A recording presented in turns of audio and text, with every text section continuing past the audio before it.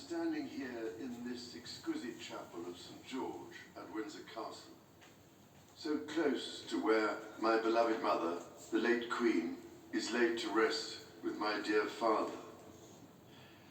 I am reminded of the deeply touching letters, cards, and messages which so many of you have sent my wife and myself, and I cannot thank you enough for the love and sympathy you have shown our whole family. Christmas is a particularly poignant time for all of us who have lost loved ones. We feel their absence at every familiar turn of the season and remember them in each cherished tradition. In the much-loved carol, O Little Town of Bethlehem, we sing of how in thy dark street shineth the everlasting light. My mother's belief in the power of that light was an essential part of her faith in God, but also her faith in people, and it is one which I share with my whole heart.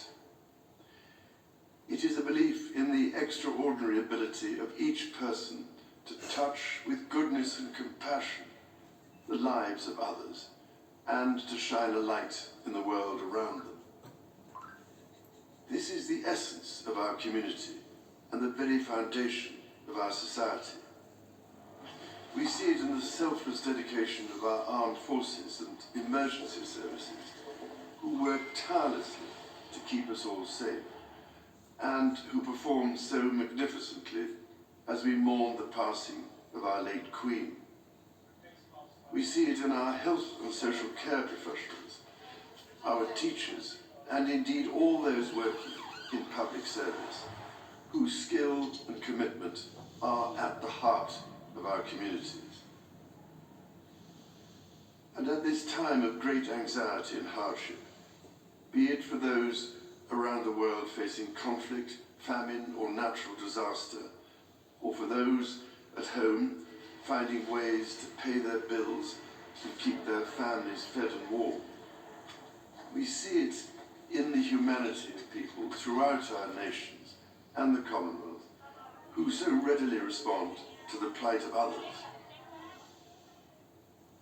I particularly want to pay tribute to all those wonderfully kind people who so generously give food or donations, or that most precious commodity of all, their time, to support those around them in greatest need, together with the many charitable organizations which do such extraordinary work in the most difficult circumstances. Our churches, synagogues, mosques, temples, and gurdwaras have once again united in feeding the hungry, providing love and support throughout the year. Such heartfelt solidarity is the most inspiring expression of loving our neighbour as ourselves.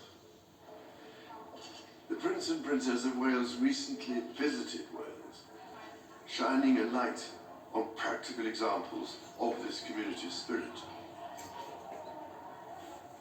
Some years ago I was able to fulfill a lifelong wish to visit Bethlehem and the Church of the Nativity.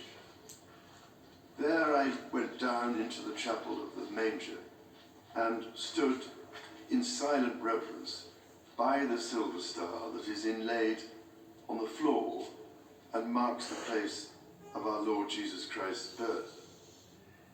It meant more to me than I can possibly express to stand on that spot where, as the Bible tells us, the light that has come into the world was born. While Christmas is, of course, a Christian celebration, the power of light overcoming darkness is celebrated across the boundaries of faith and belief. So whatever faith you have, or whether you have none, it is in this life-giving light and with the true humility that lies in our service to others that I believe we can find hope for the future. Let us therefore celebrate it together and cherish it always. With all my heart, I wish each of you a Christmas of peace, happiness, and everlasting light.